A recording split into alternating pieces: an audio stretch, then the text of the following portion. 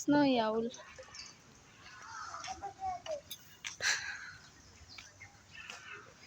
আজকে আমরা এসেছি ওজিজুতে। এর আগেও এসেছিলাম, বাচ্চাকে নিয়ে আসলাম। জাপানিজরা না আসলে যারা ফ্যামিলি মেনটেন করে তারা খুবই ফ্যামিলিয়ার। আমি তো দেখি তাদের একসাথে 2-3টা ছোট বাচ্চা এরকম থাকে। আর যারা ফ্যামিলি বিল্ড আপ করে না তো করে না, একদম ফ্যামিলির প্রতি নিরাসক্ত। অ্যাটলিস্ট আমি যাদের সাথে চলেছি এরকম কাউকে আসলে আমি পাইনি।